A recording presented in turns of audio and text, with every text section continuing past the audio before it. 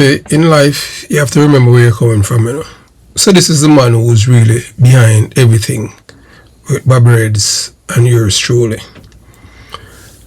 The man behind it all, the man who started it all, Ivanhoe Thompson, and the Bobby Red story. So when I was transferred from St. Elizabeth to Huntsby, you know, this was the man that made sure that, you know, I was brought to the team. The first two persons I worked with was Simon Wesson and Ricky Bailey. I worked with them for 2 weeks. Then I went to Huntsby in August 1992. Yeah, August 20th to be exact. A Friday. And Miss Reynolds, that's her name, Reynolds. The SYC, either Reynolds or she was the owner of the canteen out by Elliston, or the inspector. Oh, Ricketts, I think her name is Ricketts, Inspector Ricketts. My memory, you know, that's 1992. And she gave me the weekend to come back. I was interviewed when I arrived at Huntsby from Silo Police Station. Arrived in a pickup. It's a pickup. The police, they didn't want to take me back to bring me to my new division. They did not want me to leave because, you know, when I was there, you know, there was a shooting with a most wanted man. I was the youngest police officer at the station. And when the older police officers literally chicken out before I went out there, I was the one that, you know, took the rein and went out there. And a police officer by the name of Paul Gause, he lives in Canada. That man lie about the, you know, that he had shot the man who shot him. I'm the one that sent the man to the departure lounge. I even shoot the gun. I should have even some of the gunman fingers. You understand? Send him straight to the departure lounge. And, you know, it was only 2 guns that on the forensic report. And this policeman, Paul Garcia, he lied about it. That he killed the man, you know. If it wasn't for me, yours truly, you know, because it's on the channel. But anyway, so Ivanhoe Thompson is the one that's responsible for, you know, for me at Huntsby CIB. As I stated before, I work with Ricky Bailey and Simon Wesson for 2 weeks, and then you know, I was Huntsby 4. You understand? You know, they were like, boy, a bad country, boy, a policeman from country, a bad police, you know. That was me. But most of them didn't know that I was a Kingstonian, too, from a man born and raised in Billy Ibis. Then after that, Bobby had crashed out by 3 Mile. You know, Bobby, 2-year-old Ricky Bailey and Fraser Wallace. We call him Selassie, not like Eel Selassie. I don't even know what happened to me, and Bobby were good friends. All 4 of them crashed and end up in hospital. I had to bodyguard Bobby because at the time, Bobby had shot 2 men and they were in the hospital. This is a hospital that the men that were nursing gunshot wound, Bobby was there with them. So I bodyguard him. You know, it was a rainy day in October, if my memory serves me well. You know, Ricky Bailey is dead. Yeah, Ricky Bailey was a thief in police. You understand? And I don't know. I know Sir Fraser Wallace had resigned the police force. I don't know him. But the only person who could add some more context to it is SS Detective Superintendent Winston, 2-year-old Larry Hunt. He used to be there at Huntsby. So moving on. So this is the day now. Yeah, Bobby and I, we were on the street and we were involved in a shootout. You know, and if I did not have another magazine, you know, maybe the result would not be where I'm sitting here right now. Yes, welcome to the Jamaica Young Police channel. To our loyal viewers, subscribers and Patreon members. At the channel, we are a group of law-abiding citizens who believe in the rule of law and respect the rights of every citizen, but not the ones who do not subscribe to such behavior. We do believe in and support preemptive strikes because they save lives. This is a logical conclusion because preemptive strikes save lives and prevent the further loss of lives. We are all about saving lives at this channel. We at the channel aid criminals with a passion and do not want them over here. We do not want your views, your subscriptions, your likes or your comments. Please go elsewhere where the red carpet is waiting for you. Over here, we want you to go to prison or the departure lounge at Madden. Moving on to today's video. And I demanded that, to the crime chief, Mr. Gause, that Bobby be given a 9mm pistol because he was, carrying slug for years. Police, for some reason or the other, they didn't want him to have a 9mm pistol because back then, when you have a 9mm pistol as a police officer, and Bobby was a DC, but most people never know that because whenever go a road and tell people say I'm a DC, some people know, like when them go court, but them show him the respect still. No man even dare for you and say, boy, DC Bobby or Mr. Bobby Reds or Bobby Reds. I remember I just saw it go. Or Mr. Bobby. Them are even Essen, although Essen was DC, so the same thing. Essen, my father know Essen before I joined the police force, and they had a good relationship. So, ladies and gentlemen, tonight I am taking you somewhere very personal. If you want to understand Bobby Reds, if you want to understand Christopher Porter, if you want to understand the Unsby CIB team, the bicycle patrol, the dangerous streets we work, the friendships we develop, and how two young policemen became brothers through police work, you have to go back to the beginning. And the beginning of the story, in my account stands one man, Ivanhoe Thompson. Yeah, Ivanhoe Thompson.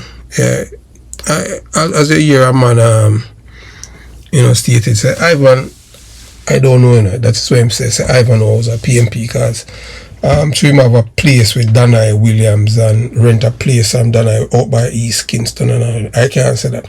But I know that Portia Simpson loved him, he was loved by Portia. And yours truly, so you understand that him have a good relationship with the people them in the South. Before many people knew our names, before the stories, before the reputation, before Bobby Reds received that 9mm pistol, before people would come to recognize the partnership between Bobby and me, decisions were being made that help put the pieces together. And Ivanhoe Thompson was there. Tonight I am going to tell you why I believe this man helped start it all. But the story is bigger than one man. It's about Bobby Reds. It's about loyalty. It's about friendship. It's about courage. And it's about something that younger police officer today may find difficult to understand. There was a time when carrying a 9mm pistol in the Jamaica Constable Force meant something. From criminals here with a matic back then, in my time, a man knows say, I don't know police that way you play with. No idiot police never have no matic. When I say idiot, even man we have rank and them thing there, if you have no bad police, you can't have no matic. Because the hierarchy say no, you not do no work on them thing there, you're magla. Get me wrong, you did have police then where have matic where they never ever even involved in a shootout. But because them connected to the hierarchy of the police force. But back then, if you have a matic, you have to be a top shotter. I just saw it go. I almost said top shotter, you have to police out there and you face the music and you understand, and the result them make the police force proud because you recover a gun and criminals sent to the departure lounge. You understand? It wasn't simply another firearm. A 9mm pistol that a Browning 9 now, it could represent status, confidence and responsibility. Some people apparently didn't believe Bobby should cross that invisible line because Bobby Reds was a district constable. Them never want Bobby to have no matic because as a DC that I got big him up too much. But I see me never see him as no DC, I see him as my partner. And the reason why I treated Bobby the way I treated him, because I was a police cadet. And when I was a police cadet at the Jamaica Police Academy, the raw recruit them, that are the one them swear on earth to be police. They used to treat me like crap. Really bad. That's why auxiliary was always my friend. I never have no disdain towards regular police, but I knew how it feel to be belittled. You know, them call, you know, you're not a police, you understand? So that's why I always, every police station, every division of my work, I always have a good relationship with the auxiliaries, them, the DC and the specials. You understand? So some people apparently, them never want Bobby to cross that invisible line. But I knew the man beside me. I knew his courage. I knew his work ethic. I knew what he was prepared to do when everybody else was looking for somewhere to hide. So when opposition came, I defended Bobby Reds. And then ACP Granville Gause stepped in. What he said that day and what happened afterward is part of Bobby Red's story that I will never forget. So stay with me today, and please just type and tell us where you're watching this video from.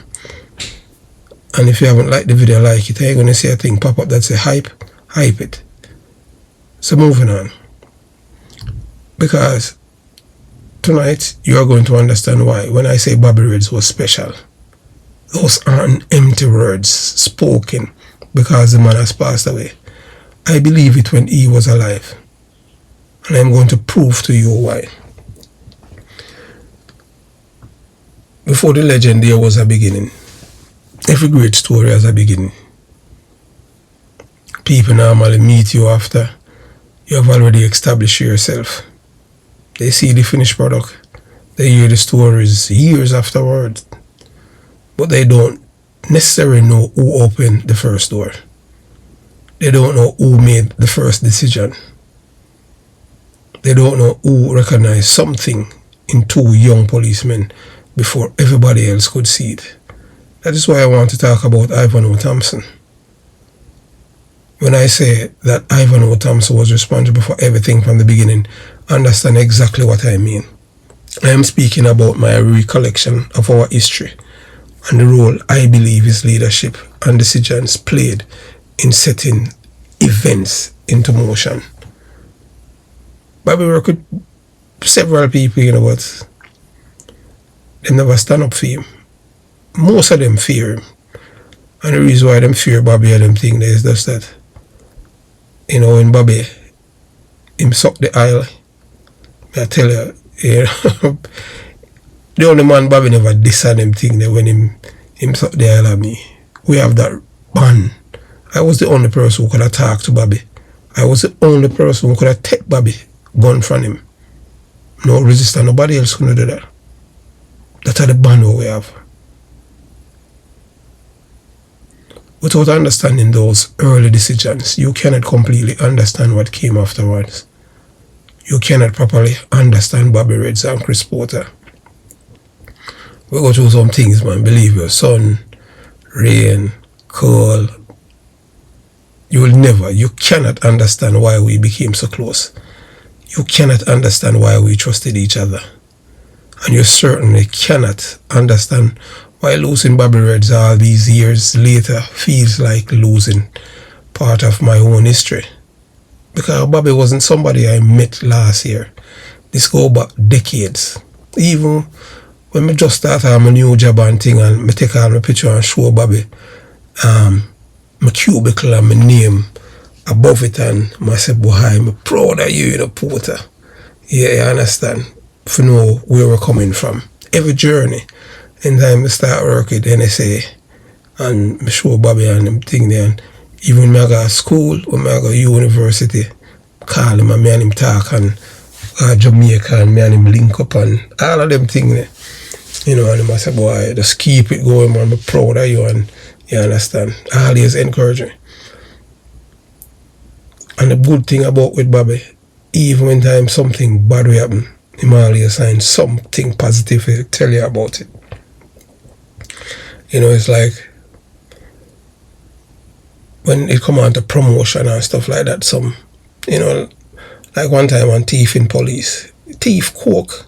Ricky Bailey, him thief coke over the weekend, and then the following Friday and get promotion. And you know what I say, you see it? God, I work for you, you know. Somebody worry about them and them things because through them thief and them get promotion. God have bigger plan for you. I mean, them things they never bother me. Promotion. Me always on the street and me always at work and help myself to the rank I believe I should be. And although I was a constable, police tell enough police, they never so fond of we still. They never really like we. Because according to them, we control the streets, so we make all of the money. I tell police, say, you're not a thief. Find your work hard, you're not to rob people. We never do that. And we know, honestly, we're making some crazy money on the street. We didn't have to rob nobody. We didn't have to shake down a drug man or nobody. But we the control the street. Although you have cowboy and ox them there, but they were nothing compared to us. So I want to acknowledge something that has touched me deeply. Since Bobby Reds passed away, people who knew us, people who knew our history, people who remember seeing Bobby Reds and Chris Porter working together, have reached out to me. Some of you called me, some sent messages, some left comments, some said, Porter, I'm sorry. And sometimes 2 or 3 words are all that are necessary. So tonight I want to tell every single one of you, thank you. From the bottom of my heart, thank you for the kind and comforting words. When somebody dies, people sometimes don't know what to say. You don't have to find the perfect sentence.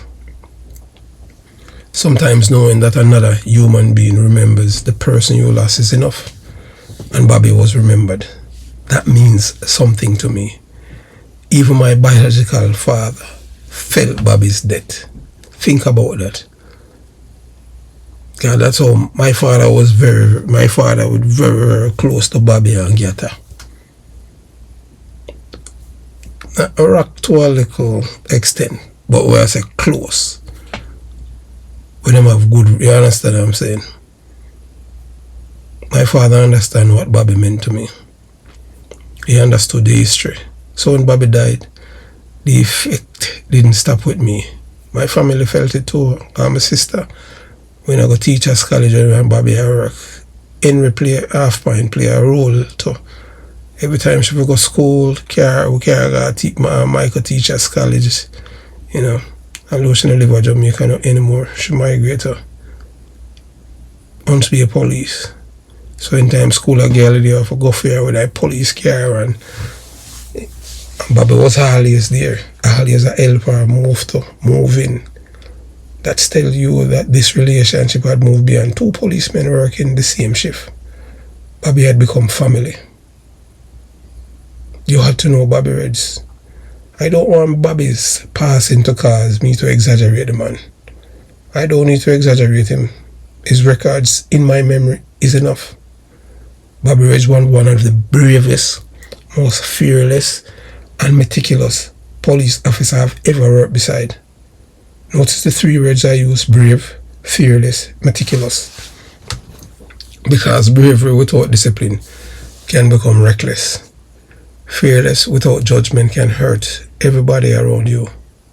But Bobby had something else. He paid attention, he watched, he learned. And when it was time to work, Bobby worked. May I tell you. No, don't misunderstand me. I have worked with some exceptional police officers. Detective Inspector Ruben Gunter was at Huntsville now. Different category. Rock Stevens, different category.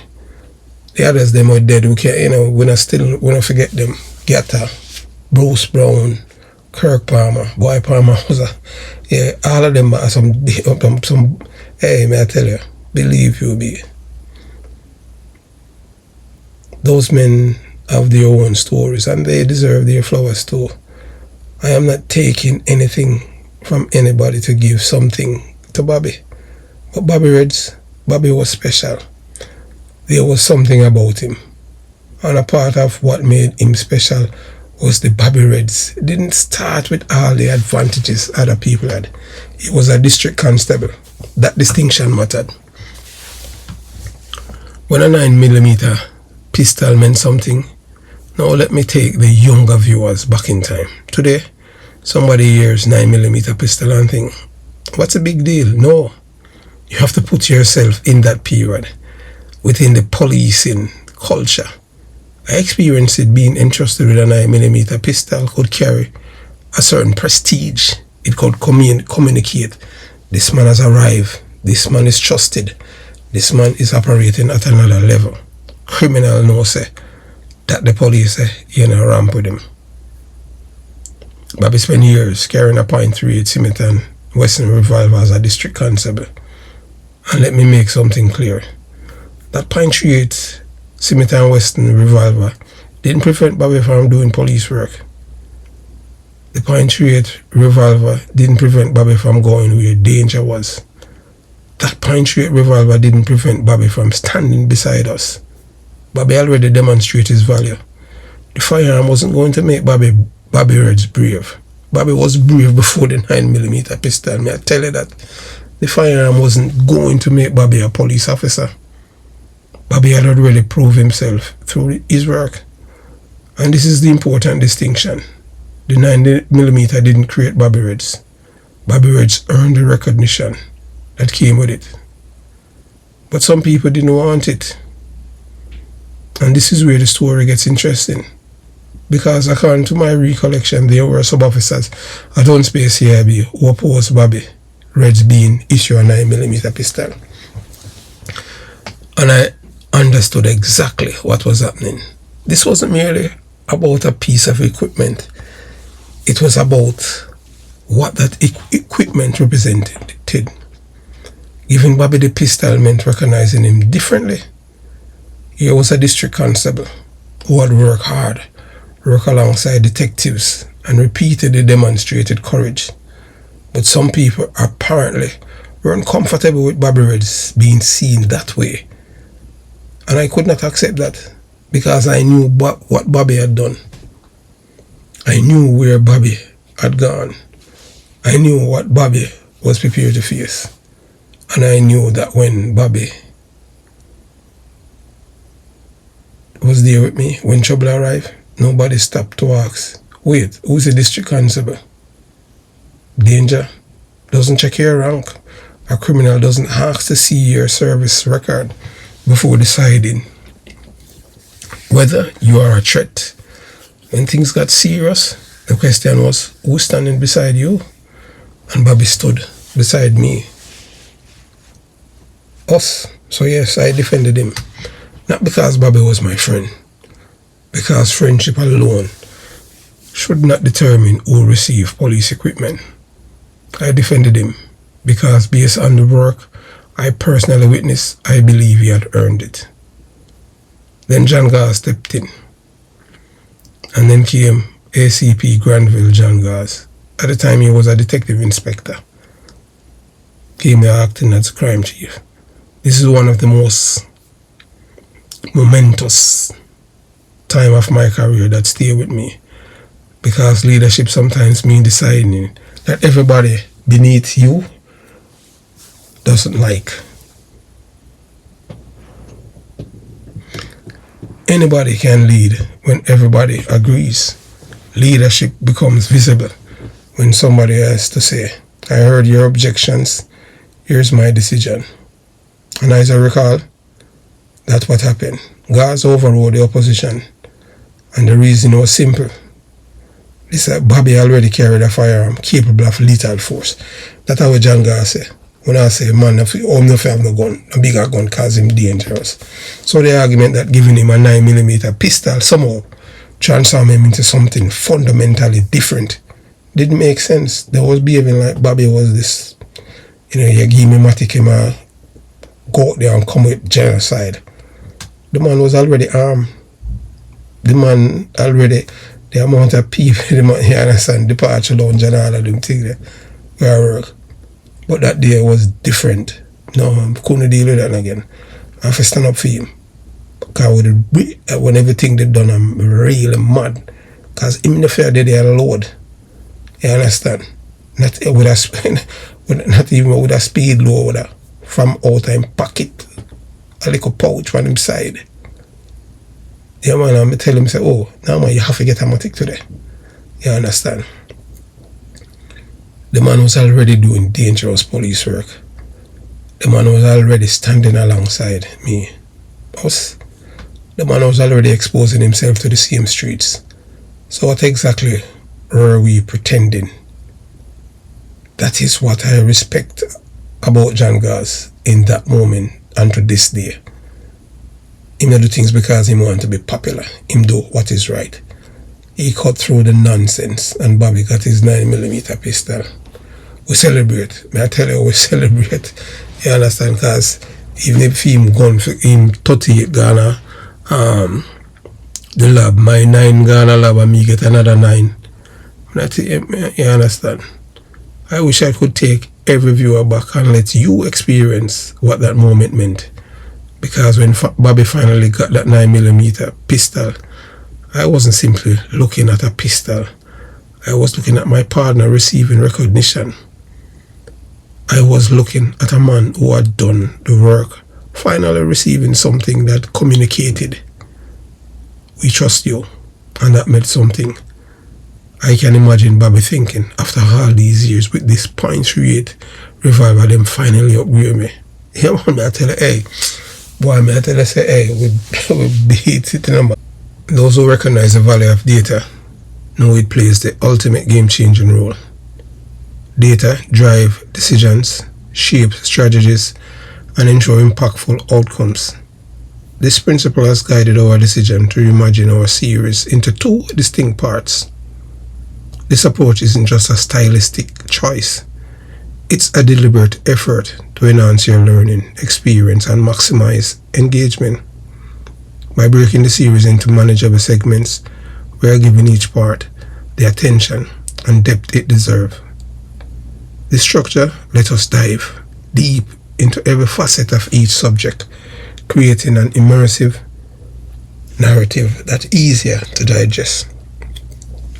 Each part will naturally flow into the next, ensuring continuity and keeping you excited to return for more. This segmented approach transforms complex topics into meaningful, impactful lessons that resonate long after viewing. What's in it for you? Our 2-part format allows us to deepen exploration by narrowing our focus. We can provide a richer, more comprehensive analysis of each topic, enhance engagement, bite-sized segments, make it easier for you to stay engaged without feeling overwhelmed. Create anticipation. Each installment builds momentum, keeping you eager for the next chapter. The structure isn't just about improving our content, it is about delivering the insight you deserve in a truly valuable way. Unlock the full experience on Patreon. Join the Jamaica Young Police channel squad. For those who can't wait to dive into the entire series or want even more exclusive content, we invite you to join us on Patreon. As a Patreon supporter, you'll unlock early access to full-length videos, behind the scenes, insights and special perks reserved for our most dedicated viewers. Click in the link description to join us on Patreon and take your engagement to the next level. Why become a Patreon member? Supporting us on Patreon is more than a subscription. It's an investment in content that matters to you. As part of our Patreon family, you'll join a global community of like-minded individuals committed to impactful, honest content about Jamaica and beyond. Our Patreon community span North America, USA, Canada, Mexico, and the Caribbean islands. Europe, England, Sweden, Spain, Germany, Italy, and Russia. Africa, people from Nigeria, Botswana, Kenya, and South Africa. The Pacific, New Zealand. Other regions with Trinidad and Tobago, Cayman Islands, Barbados, Antigua, St. Kitts, Bahamas, Turks and Caicos Islands. Wherever you are, you'll find yourself in the company of a worldwide network of viewers passionate about making a difference. Your support fuels our vision. To our current Patreon members, thank you. Your reward will be great. Your contribution are the lifeblood of the Jamaica Young Police channel. Your support allows us to maintain and improve the channel, produce high-quality, well-researched videos, address viewers' requests, and explore new topics. Because of you, we can keep delivering the hard-hitting, insightful content you rely on. We understand your time is valuable, and we have heard your feedback. That is why we are committing to keep our videos under 40 minutes while maintaining the depth and quality you have come to expect. Each video is crafted to address topics that matter to you, ensuring your experience is both meaningful and efficient. So join us on Patreon. Be a part of the journey. By joining us on Patreon, you are not just a viewer, but a part of a mission. Together, we can keep uncovering truths, sharing critical insights, and inspiring positive change. Click the link in the description to become a part of the Jamaica Young Police channel family. Your voice guides us. Your support sustains us. Together, we'll keep building something extraordinary. Yes, and if you have reached this far in the video, we know that you're not a goldfish. Just type, Bobby got his 9mm pistol. Yes, just type, Bobby Reds got his 9mm pistol. So we have come to the end of part 1 of this 2-part series. Have yourself a beautiful day. Jamaica Young Police channel out.